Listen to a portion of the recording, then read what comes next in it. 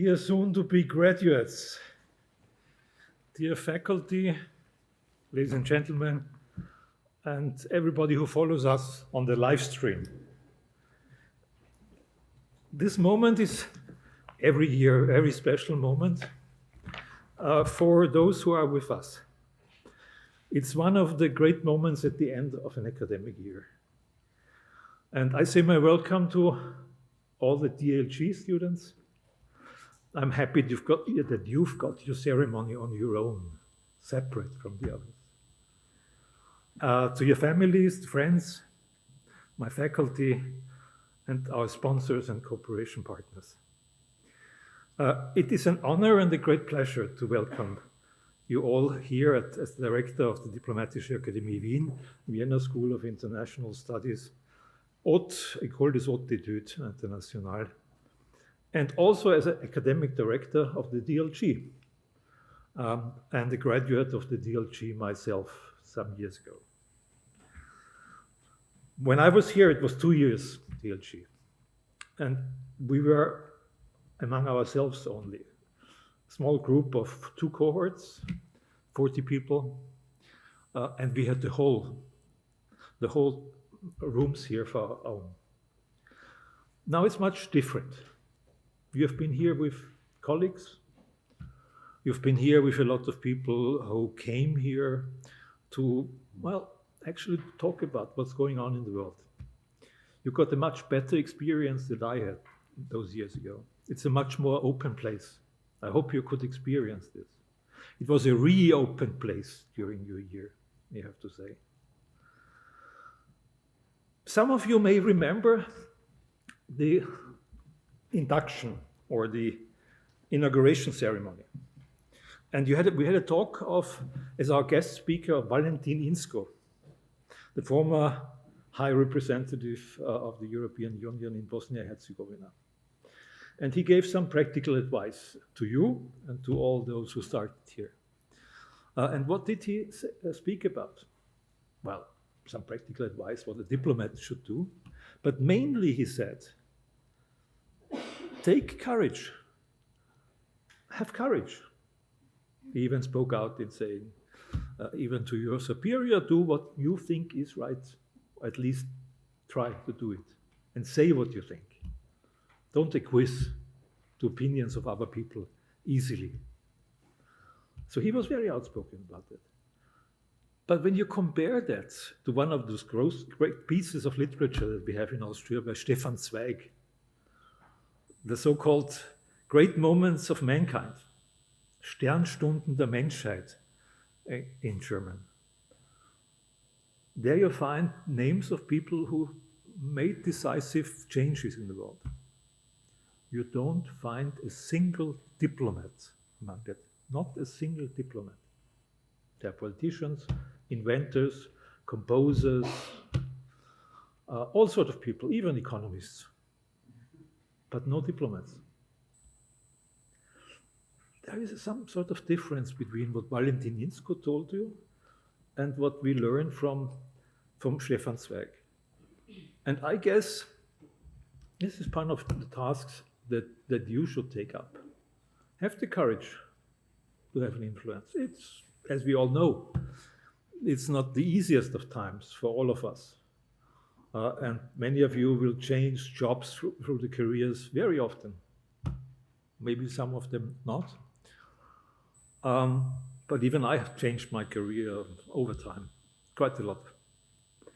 But what I want to tell you is really that, and that is part of what studying at the DA means, living and working with people that have different backgrounds, different ideas, come from different countries, have different ways of thinking. We had a situation this year when we had to decide on what to do with our Russian students after 24 February. For us, it was quite an easy decision. We said the students, they deserve to be here. They deserve to continue their work. We need this sort of contact. With the institution, where its rector spoke out in favor of this war of aggression, we suspended our cooperation for the time being. It's still suspended. But we are hoping that this will end. But this is the way how the spirit here at the DA is. The students, yes, you should have this sort of collaboration without not being able to say what's morally right and what is morally wrong. But I hope that you learned that this sort of difference of ideas is a real asset, and that it broadens your horizons and your mind. I was very impressed, I have to say, of the final presentations the students gave this year, and I think some of our faculty know what I'm talking about. And you know what? The best presentations came from those who had to speak out in the role of a villain, of a guy who is, well, let's say, a liar. And you know whom I'm speaking about. Actually, I'm not mentioning names, but this was really outstanding work. And what does this tell you and us? That we are all role-taking, and we have to, in our careers, a lot of role-taking. But finally, you have to understand that it's a role. And you have to find what your own position really is at the end. Even if you are excellent at this sort of role-playing. And as I said, all of you proved that you can do this. In the end, it counts what your own conviction is and whether you find a way to help other people in this way. What I'm very happy about this year is that we are back to somehow a normal situation. That's something after now more than 2 years of the pandemic is something to celebrate. We are back in person classes. You could be here, we can be here for the graduation. You can bring your families. That was not the case in the last few years. And this is a success which is also part of your education, because you contributed that it was possible to work in a hopefully safe situation, together with our faculty and especially my deputy, who was responsible for making sure that we are living in a safe surrounding here. Thank you, Susanne. Safe surrounding, yes, but I promised you at the beginning, this should not be a safe space. I promised that you will hear very different opinions from members of faculty, from our speakers here, from me possibly sometimes, or from your colleagues. And that's the way it should be. If we are only in our bubbles, as we used to say call them now, you will not learn a lot. You will maybe continue the way you have chosen ones, but we learn at the moment that this is not something that can help us in changing the world. We have to go beyond these bubbles, and we live also in unsafe spaces. I do understand that there is a US trend from universities coming, we have to create safe spaces.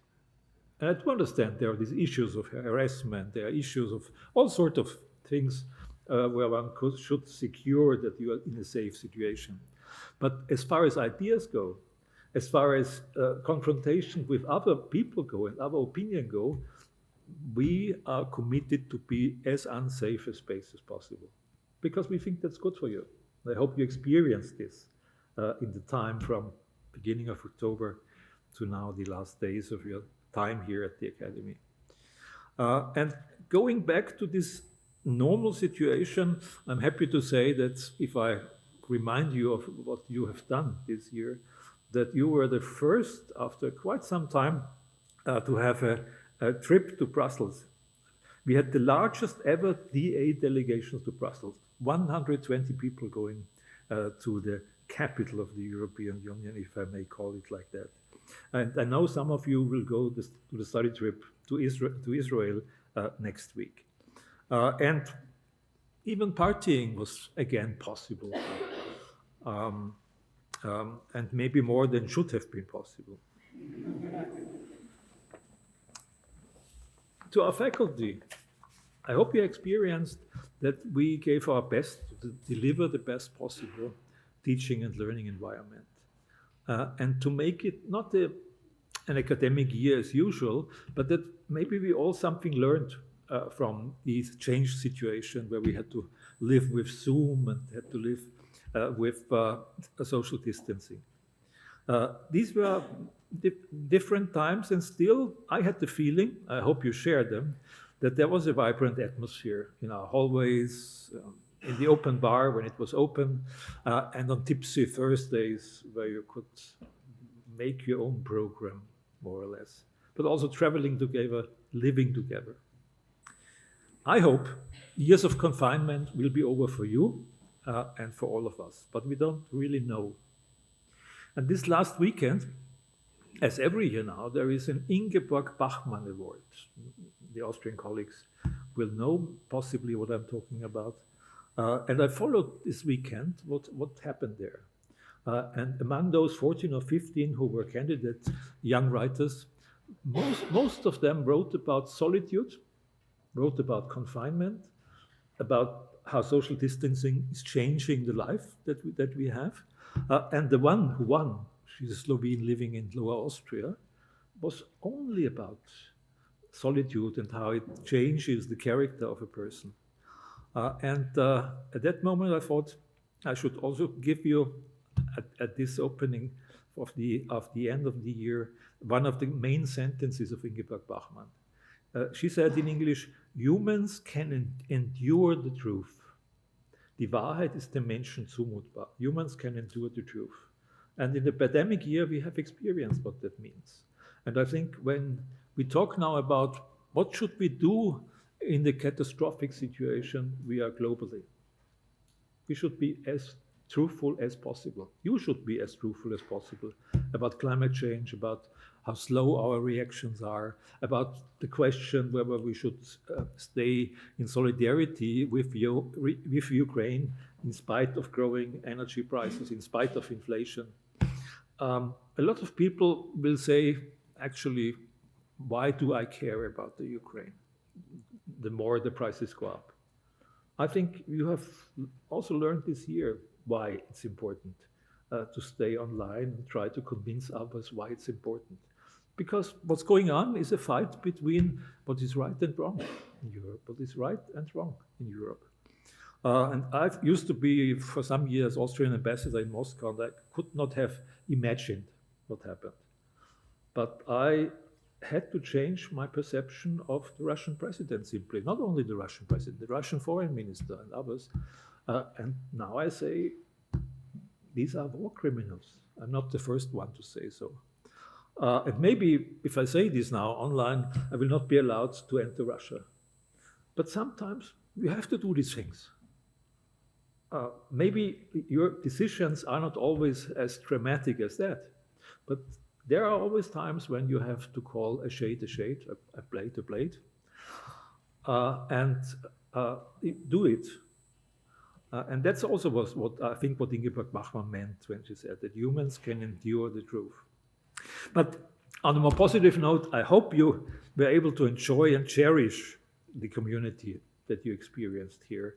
And I know how different your backgrounds are. I have a list here.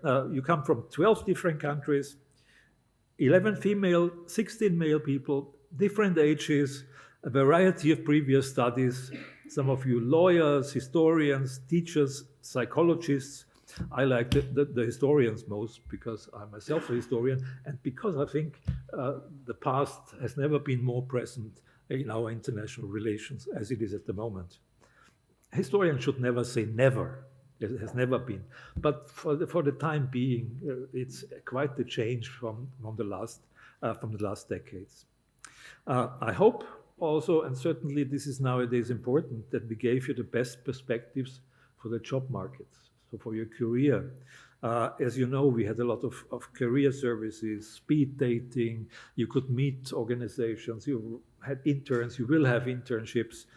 Vienna is a good place, as I'm sure you experienced, for these sort of things. And I hope that we prepared you for a bright future ahead of you. I have no doubt about that because the name you have chosen says that according to your course name, you are prepared for everything and everything. I hope it's right. And I know that you made extensive use of our career services, career days, which was again here in this Festsaal with 16 major corporations. And you had 677 one-on-one talks altogether. That's great. And you had also experienced some changes in our faculty.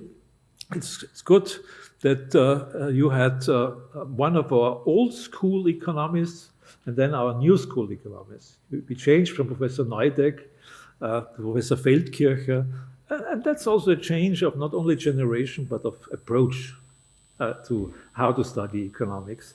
And I hope you enjoyed this. And we brought in a new professor for Austrian history, Professor Stelzl-Marx. She has been the Austrian Academic of the Year only 2 years ago.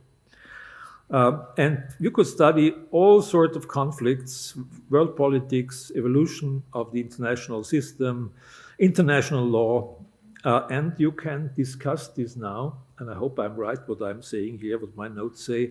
You can discuss these topics now in English, German, and French. So a special thank you goes to our dedicated language department. Thank you very much. We have all our ladies here.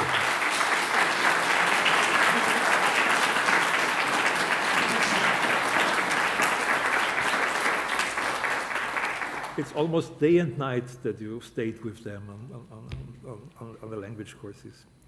But I also want to thank your representatives. A big thank you goes to the DASI, the Diplomatic Academy Students Initiative, who maintained through all this year the dialogue and the communication with all members of our community. Is the DASI here? Then I would especially welcome them. No, they are not. Partly, they are partly the new president of DASI. Welcome.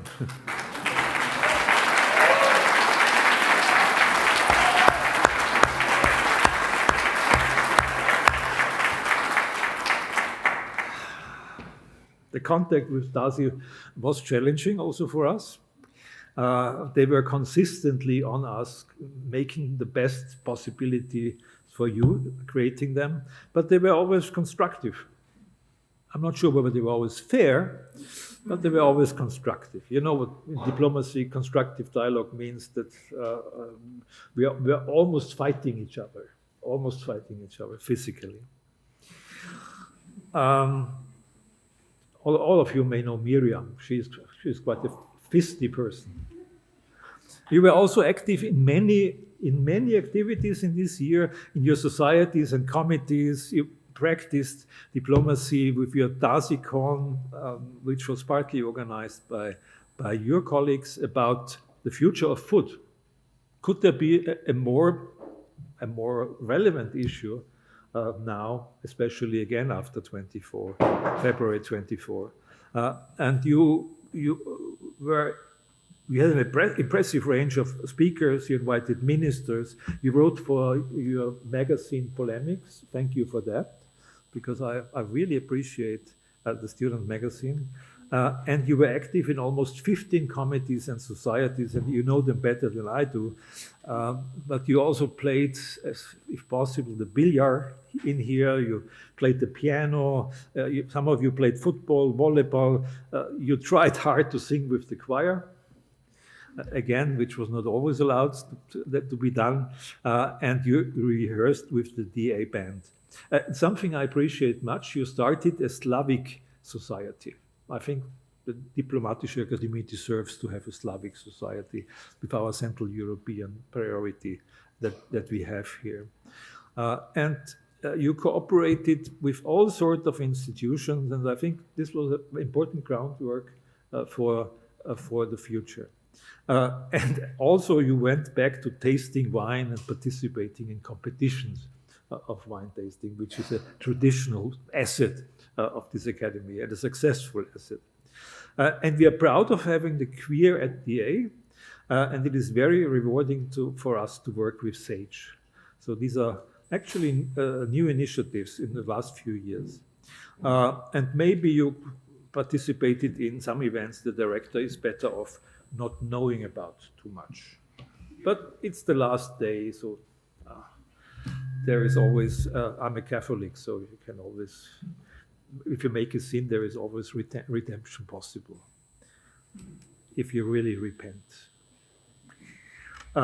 You had also the chance to participate in all these events we had here. The last big event was Recharging Austro-American Relations, and we also had here people like the Secretary General of OPEC with us, also with the contribution of some of you, President of Slovenia, the President of Kosovo, and only to mention a few of them.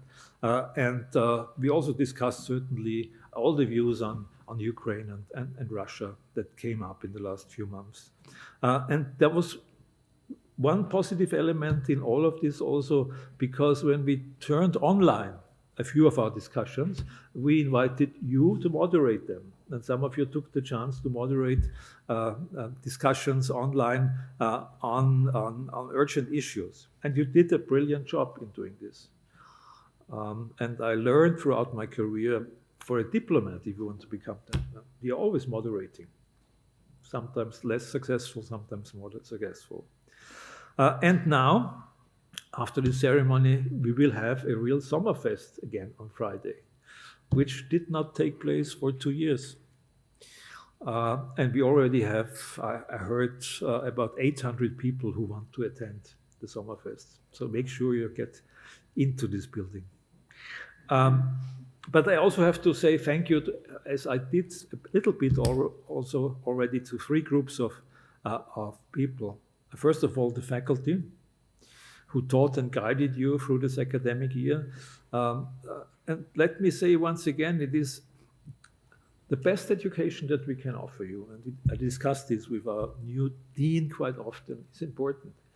But we also look for relevance. We also look for the practical relevance, especially for you who are interested, some of you, in more diplomatic fields.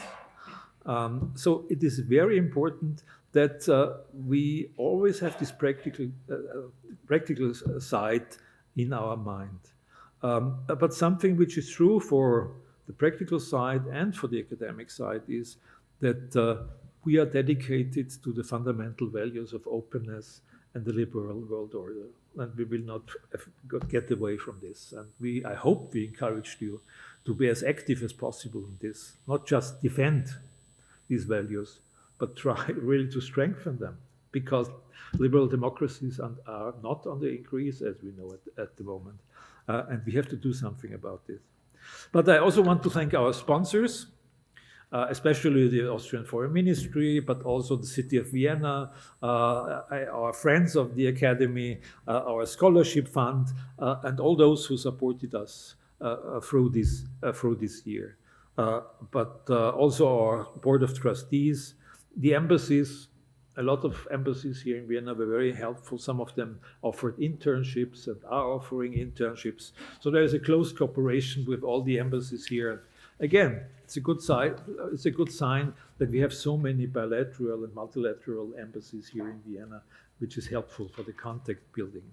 And last but not least, I have to thank a lot of you who are here, who are parents, friends of the soon-to-be graduates.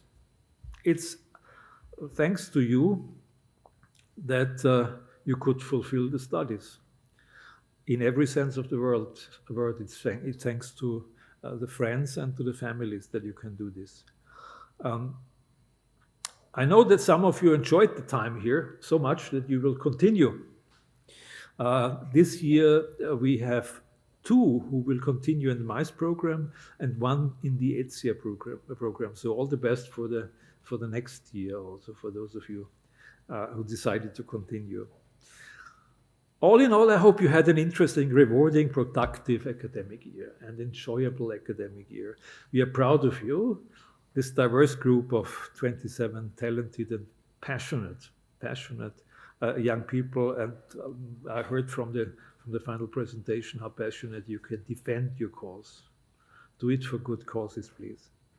As you know, the DA can look back on a long history, almost 270 years. And you are now becoming family. You are now becoming part of this tradition. And that's why I hope that you, as a DA alumni, you will stay active. There is an active alumni association with local chapters everywhere. More than 120 countries are in our club DA family, and they try to be as active as possible. It is our goal to stay connected, because this was a year, but you have your academic or your professional life in front of you. So if you want, stay in contact with us. And as you know, some of our most distinguished alumni will become members of our Alumni Hall of Fame. So strive to become also a member of our Alumni Hall of Fame. It's every year about 2 or 3 that we induct into this Hall of Fame. Then you will be on the wall like others are. I had also the chance to be on the wall. You never know why you are chosen for this, but I'm happy that I was chosen, so I hope some of you will also make it there.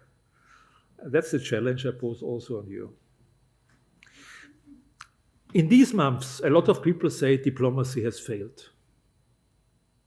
Just think about what happened last year in Afghanistan, in Kabul. The pictures are with us still, with the last American Air Force planes flying off with Afghani people who were afraid of the Taliban coming in.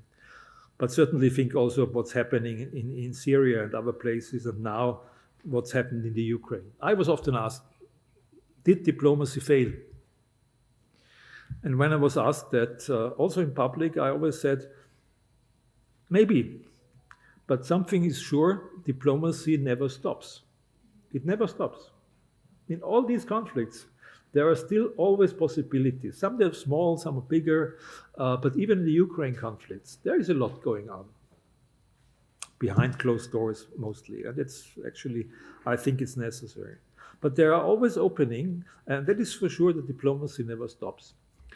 About 50 years ago, and I should mention that because maybe some of you have read or seen these things. About 50 years, there was in the international theater scene, there was a trend. The trend was called the theater of the absurd, the theater of the absurd. And the famous writers were people like Pinter, Ionesco, Beckett, Albee, Mrożek. And what did they show in the theater of the absurd? They showed that in every situation, there may something or someone come in who destroys the system. All of these pieces have the same idea. Someone comes into a system and people in the system do not know how to react. In the theater of the absurd 50 years ago, there was no positive outcome. There was no solution to that. They didn't know how to work with this. It's our job to tell them it's wrong. If something comes in a system which disrupts it, we have to look even more for how we can get into a better normal. And that's why I also say to you, after COVID, it's not back to normal, but it's hopefully back to a better normal, where we have learned from these 1 or 2 years. You had the chance to be in a safe surrounding in many ways, as I said. But don't take it for granted that someone or something may come into your system, in the system that we have in the international order, that you have to react. You have to find a way out. I always say, sometimes go to history, look what's happened in history and how the solutions were found, especially our committee, Professor Rowe, would have said, yes, without the past, we cannot understand what's happening. But I also say, look into literature, what literature had to say about this. So it's really something, and it's not for you, but I'm saying it here anyhow. We decided, actually the lawmakers of Austria decided, this academy shall have a new, also part of its studies, concentrating on culture, on what will be the culture of the future. How will we, if we work in the international field, have to react to artificial intelligence, our way to deal with all the technology, will that be a change of how we see the world and how we act in the way of culture? And I think this is true. But this is something you have to find out without the direct help here of the academy, because you have graduated soon. You have achieved something. I wish you, every one of you, all the best for your future. And you worked hard for this moment. So enjoy this well-deserved ceremony. All the best to all of you.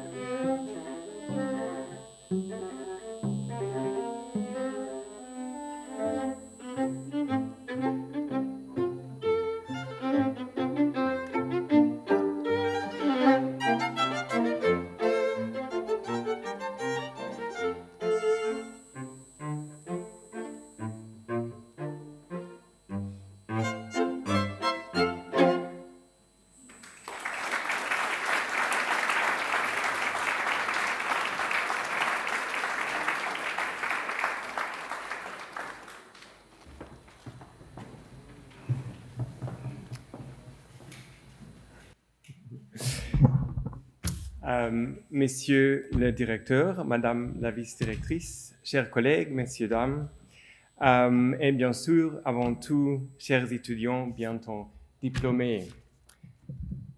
That was it with my French now, but I really wanted to try because you are trilingual. Let's reflect a little bit about this year. It probably wasn't always all that easy.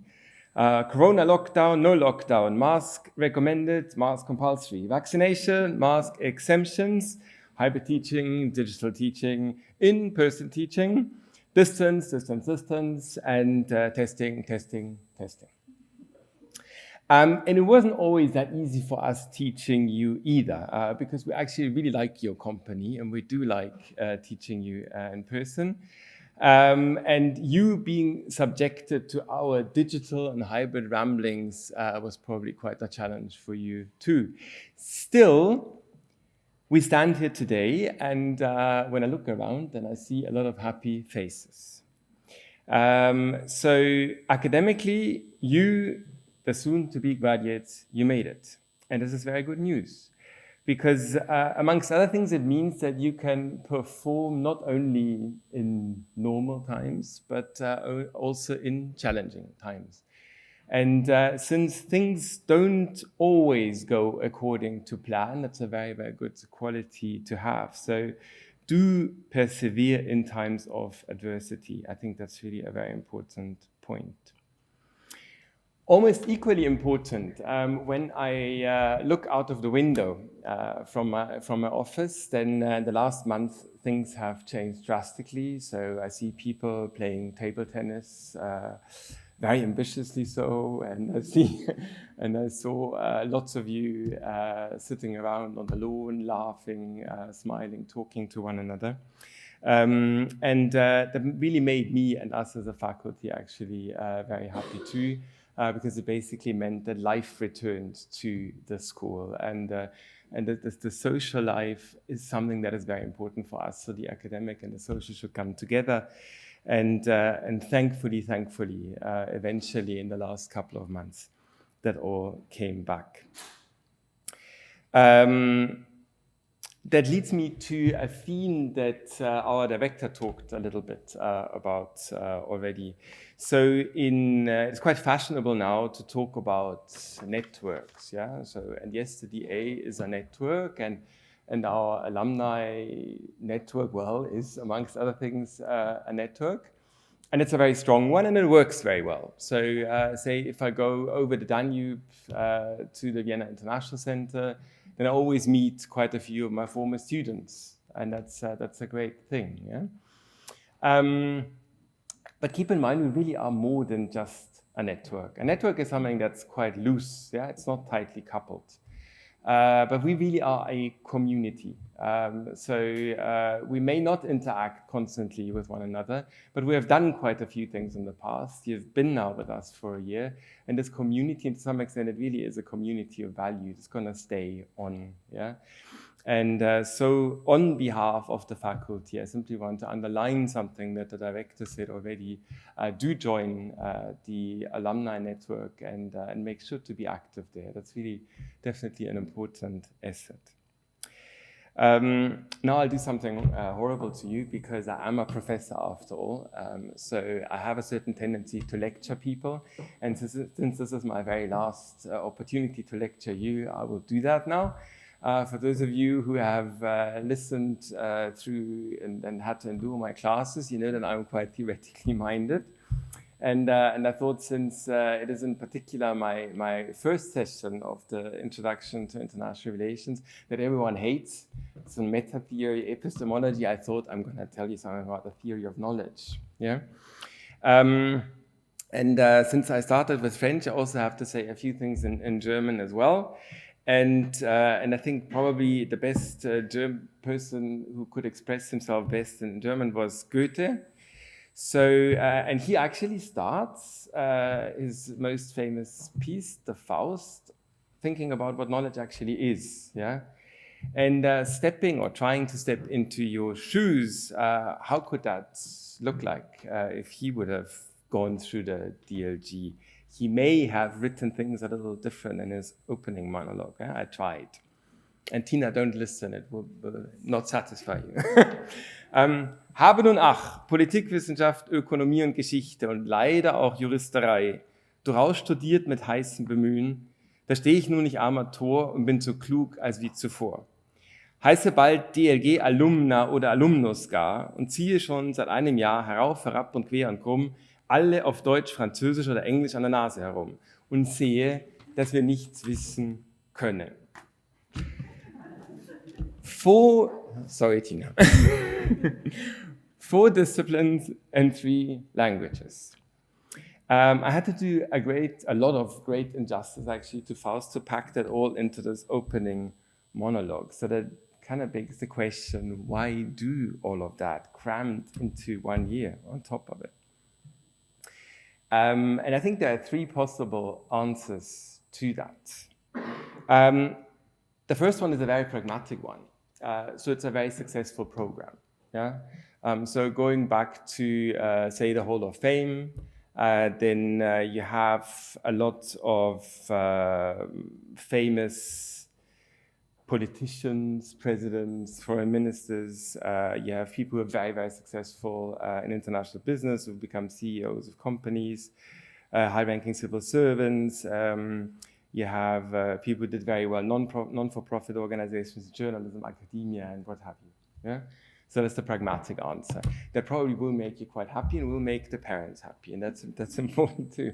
But I wanted to get at my theory of knowledge. What is knowledge actually? So let's dig a bit deeper there. A second answer could be that you simply received a pretty good education, yeah, in these 4 disciplines and these 3 languages, and that makes for a solid stock of knowledge that you can draw from in the future. And I think to some extent we're getting closer to a more convincing answer. But here's the third one, and that's definitely the one that I prefer. Because the third one is actually about you. So we have taught you all kinds of building blocks. And sometimes these building blocks, they may have appeared to you like bricks or tons of brixes of European law, for instance, international law, European politics, international relations, diplomacy, eras of history, and so on and so forth. But think of them as evolving bricks. And the really important thing is that you are a homo faber. So you have to put these things together. Yeah? You have to put these building blocks together. And even more complicated, you have to watch out because these building blocks, they evolve over time. Yeah? So knowledge in none of those 4 disciplines that we have talked about always stays the same. None of the 3 languages that you have heard about always stay the same. And if you think about our times, then change is probably even more pronounced than it was before. So deglobalization, for instance, is a big catchword in our days. Yeah? So that means that we can't necessarily take it for granted anymore that trade and financial flows are going to continue to rise and rise and rise. They no longer do. We can't take it for granted that there is progress on democratization and in terms of human rights. Actually, the empirical record says the exact opposite. Scholars in the 1990s, they worked quite a bit on global citizenship. They do no longer. There are reasons for that as well. At the same time, there are huge technological changes. So technological innovations, they gain more and more momentum. And this means for you that you will have to adapt over and over. You have to think about how to make use of new devices, software, platforms. You have to think of how you network, how you communicate within a network, how you communicate across networks. Bridging, so that across networks probably is going to be something very, very important. You have to, and again, I'm echoing the director, that you have to be able to distinguish right from wrong. So now we had in the media something about deep fakes, and those deep fakes, they are accelerating, so technological possibilities to do them on an amazing scale. Yeah? So this definitely, for your generation, is going to be a very important issue too. Yeah? So in short, arrange these building blocks in ways that it makes the world intelligible to you. Rearrange them when confronted with a situation in which this rearranging is necessary in order for you to make sense of a situation, and constantly add to these building blocks and revisit them. And an important way of doing that is seeking the exchange of others. Yeah? So one person alone can only do that much, but it is very important to interact. So jokingly, I may say then, if you do that, then you actually have the edge. So you're ahead of Faust. There would be no need to make a pact with the devil as he did. And I really hope that you won't do that. So you should trust in yourself. Be confident enough to learn and seek exchange with others and continue to learn. Last words, even the final lecture now is over. On behalf of the faculty, I want to thank you for studying with us, that you've been here, that you've contributed to the intellectual vibrancy of this place, that you've contributed to this community, and please do so in the future. So on behalf of the faculty, I have the honor to congratulate you to your degree. And our wish now is that you go out there into the real world and make us proud.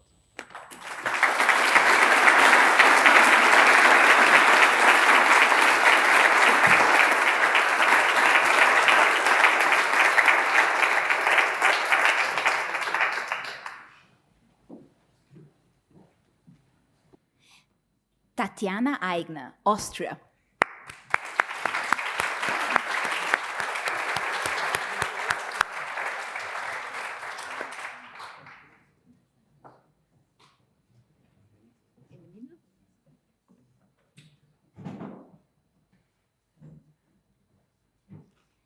Stefan Bartel, Austria, United States of America.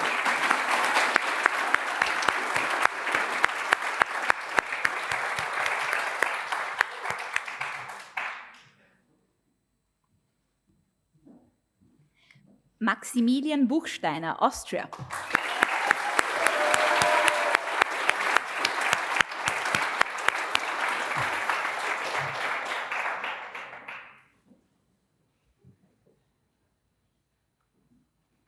Silvia Caschera, Italy.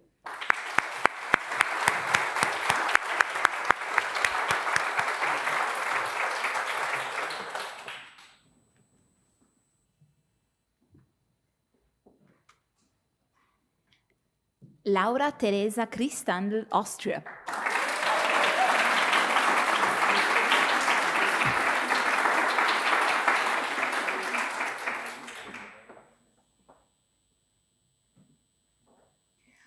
Onno Christian Jair Dikov, the Netherlands.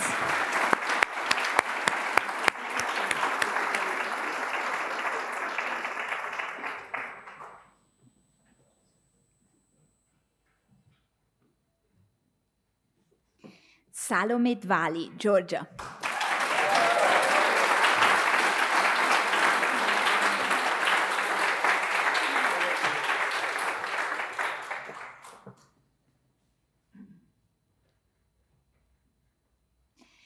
Georg Maximilian Halbgebauer, Austria.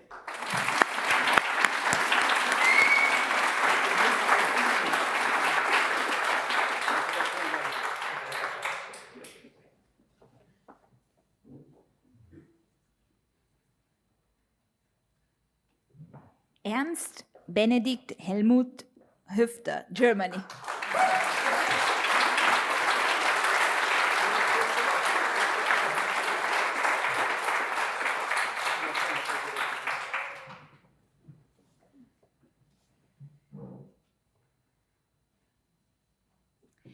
Julien Hubert, France.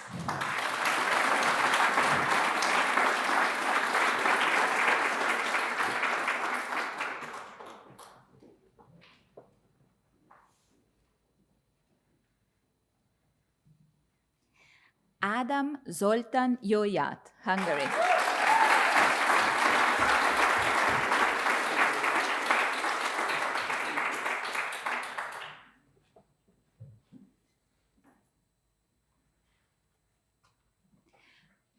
Shoma Kalapos, Austria-Hungary.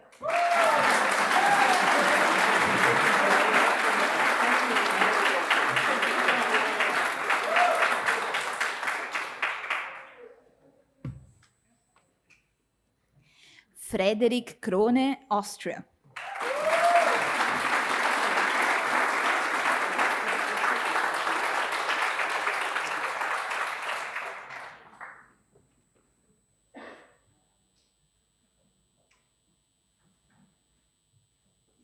Benedetta Locatelli, Italy.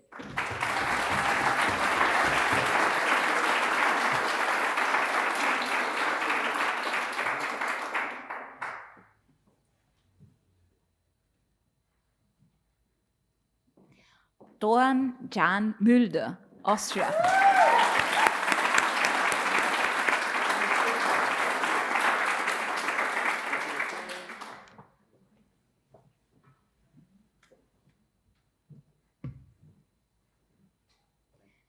Sofia Navidad, Philippines.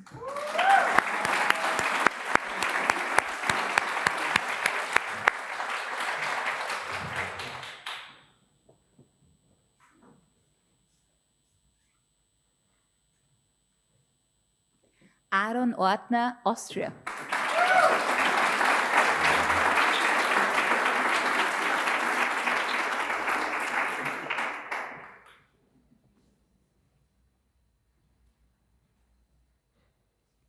Matis Pirker, Austria.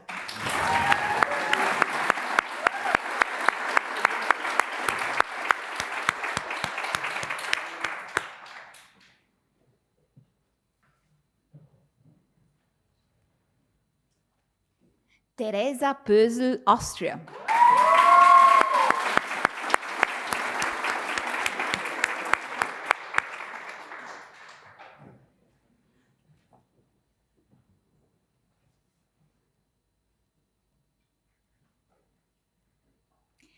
Angelina Schmidt, Germany.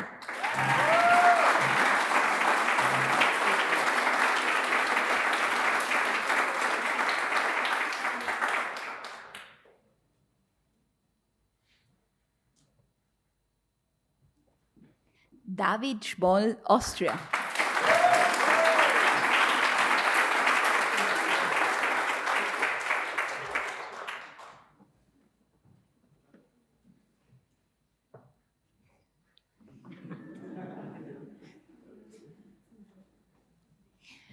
Meriç Şentuna Kaleçoğlu, Turkey.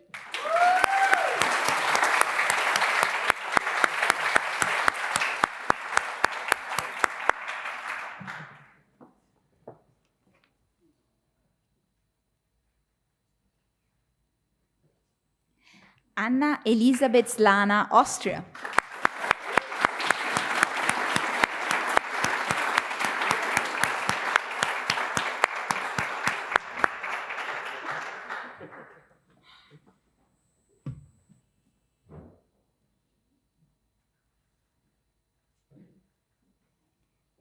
William McLeod Slatton, United Kingdom, United States of America.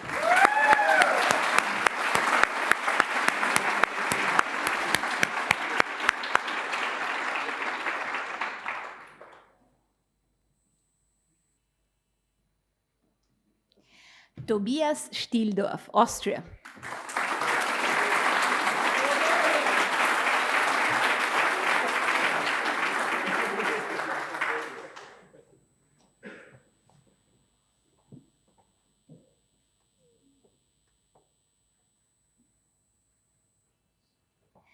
Anna Tutner, Austria.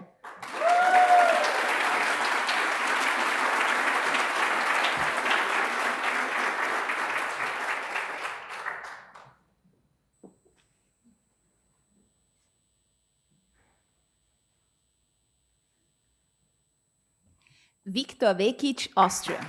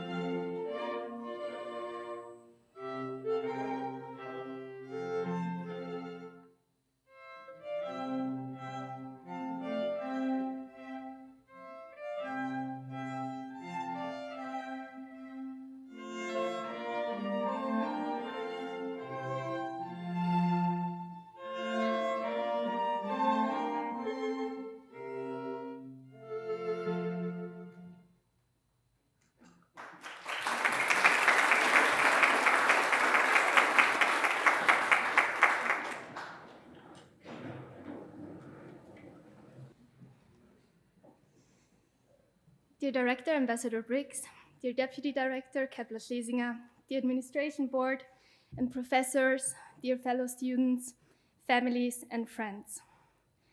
Will and I, we are very honored to talk to you today, and thank you for this opportunity. It means a lot to us. I think in the name of the whole class of the 58th Diploma program, I can say thank you, merci, danke, that everything possible has been done so that we can have in-person classes at the DA over the whole year. It was not...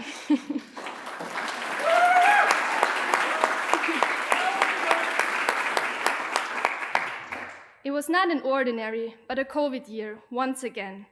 It was a turbulent year, and more often, one tends to take things for granted.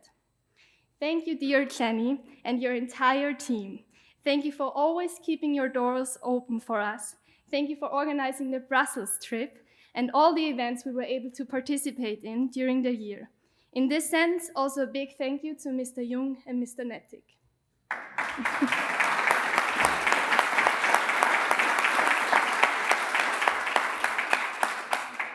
Ms. Dück and Mr. Ehrmann, the career events and the workshop skills are one of the greatest enrichments and additions here at the DA, and thank you for smooth organization and for the interesting and inspiring talks. Thank you to our professors, in particular for your patience and encouragement towards us to achieve excellence at all times. Above all, I would like to express a big thank you to our language professors, Sonja, Bernadette, and Tina. The language courses are a great enrichment of the diploma program, and especially the three of you. You always believed in us. In a very short time, we have improved our language skills to the highest level, and frankly speaking, I suppose almost none of us would have ever thought that we would be able or capable of writing Professor Badel's exam on the history of diplomacy in French, but we did it, all of us.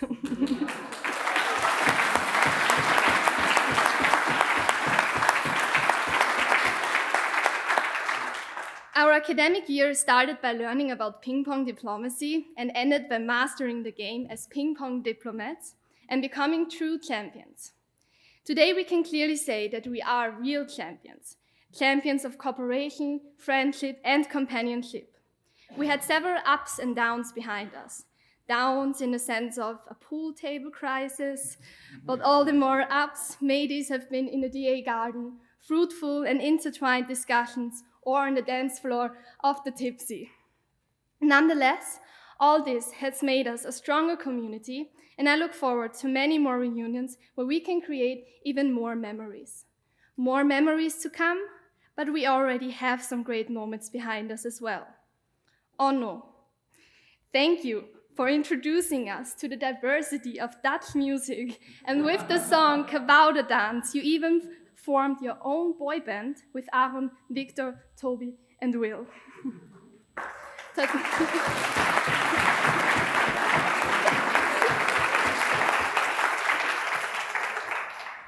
Tatjana, Merit, and Sylvia, you are our power women, and we are all impressed by your organizational skills.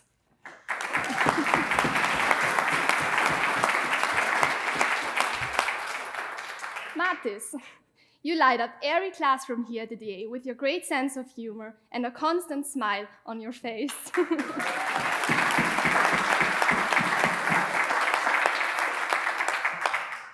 Anna, Adam, Julien, Salome, Shoma, and Friedrich, you know how to work hard and deliver while keeping your calm.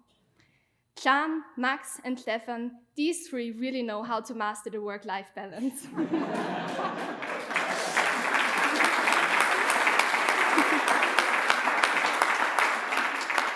Ainsley, Tess, Benedetta, and Sophia, more power women among us who know how to embrace leadership. And my reading room buddy, Laura, throughout the year you have delighted us with your creativity and memes, making some difficult moments or study weeks more enjoyable.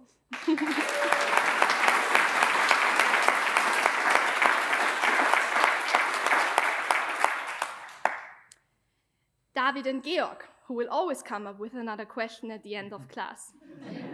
We admire you for all the active participation and passion you show in class. And Georg, we applaud you for your ambition, and each of us can learn a lot from you.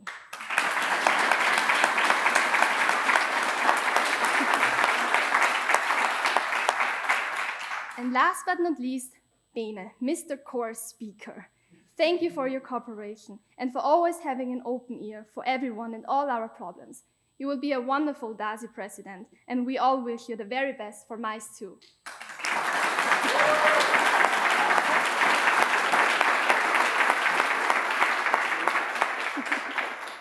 Thank you to family and friends. Without you, this past year would not have been possible. And I now turn my word over to Will, our favorite British American. Thank you.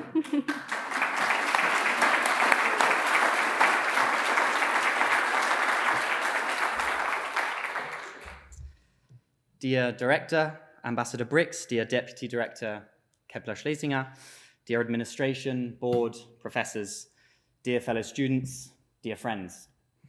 I'd like to start by briefly thanking Anna, who had kind words to say about each and every one of us, but failed to mention herself, which I think is a good indication of the selflessness that she has brought to the role of course speaker all year. I would also like to reiterate Anna's thanks to everyone that has made this year so special. And I would briefly like to extend my thanks to the Festsaals air conditioning system, without which this event would be much less pleasant. I'm aware, especially for the more experienced members and professors of the administration, that this may be one of hundreds of such speeches that they have had to listen to over their careers. And I imagine that they have probably heard every single possible variation of a graduation speech that it would be possible to write.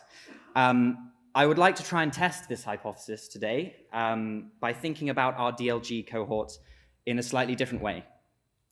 We are students at the Diplomatic Academy. We are part of the Diplomatischer Lehrgang. So it naturally follows that over this year, we would have learned something about how to be diplomatic and how to act in a diplomatic way.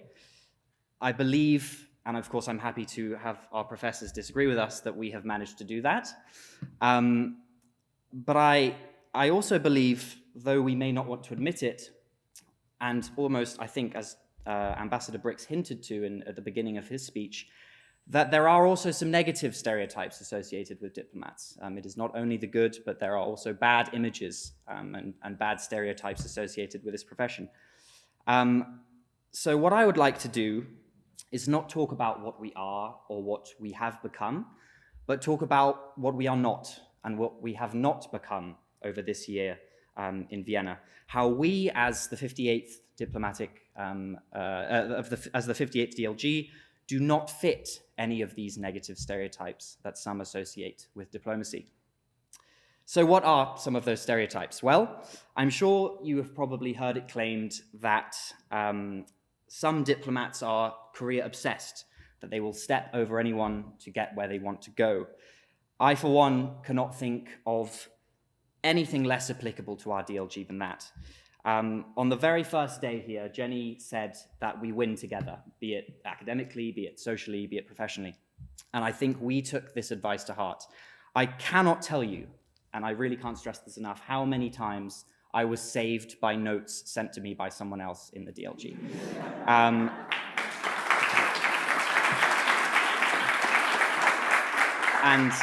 And not only that, not only notes, but also time. The amount of times I took time out of someone else's day when they could have been doing something else to say, actually, I don't understand this. Could you please explain it to me? And every single one of you was always willing to do that. So I think we took this mantra from Jenny, but did not let it harm our ambition. We are all ambitious people, but never did that compromise the role of friendship this year. It is also sometimes said of diplomats that they can be stuffy or boring, and that their lives consist of only champagne, cocktail parties and champagne receptions. I do appreciate the irony of me saying this, stood here in a suit, about to go to a champagne reception with a cocktail party planned for Friday, but I think of the many things you could call us, boring and stuffy are not any of them. We have such a variety of interests, and every one of us has so many things going on in our lives. We've paintballed together. We have been to a chocolate factory. We have swum in the Danube. We have danced the night away in the Tipsy. And I could go on. And when I look back at this year, what I think I appreciate the most is what fun-loving and energetic people you all are. So stuffy and boring doesn't come into it. The final assumption made sometimes, not always, about diplomats is that they are all the same, that they are all men from the same educational background, that they all come from the same rich families, and they all have learnt the same things. Aside from being well educated, of course, which I would say hopefully we now are, I do not think this description applies to us at all.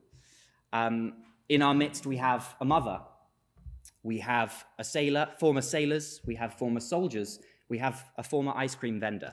And I could go on without even mentioning the nationalities and languages that we have among us, and I think that Ambassador Brix already mentioned.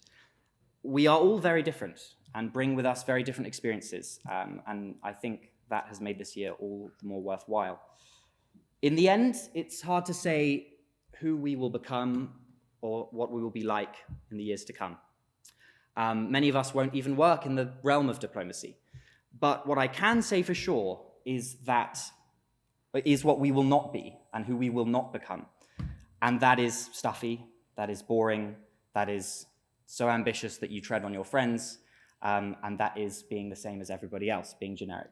And of that, I'm really sure. I'd like to finish by imagining a scene in the future, what the German speakers amongst you might call a Kopfkino, a little imaginary situation. Years from now, you're at a conference or a congress or a dinner or a meeting, and you pick up the agenda, and on the list of attendees, you see a name, and it's a name that you recognize. It's a name that reminds you of this year in Vienna. It's a name that belongs to a friend.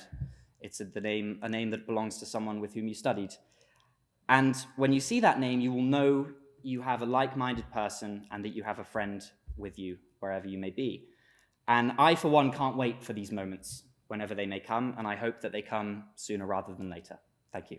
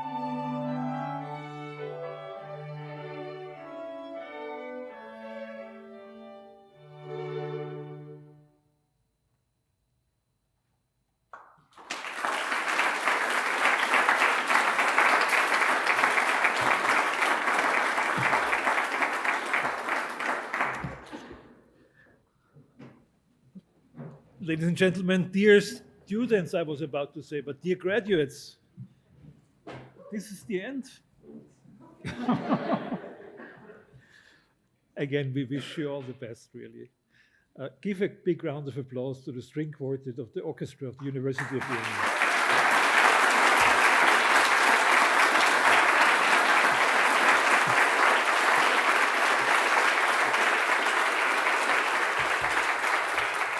And outside of protocol, I ask you to give to another person a big hand of applause because she stayed here for many years as deputy director, and she will now become our head of cultural forum in New York, and maybe you meet her in New York.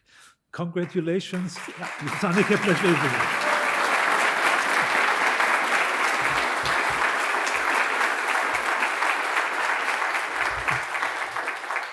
So enjoy the day. After that, you are responsible for what you do in the future on your own. Thank you very much.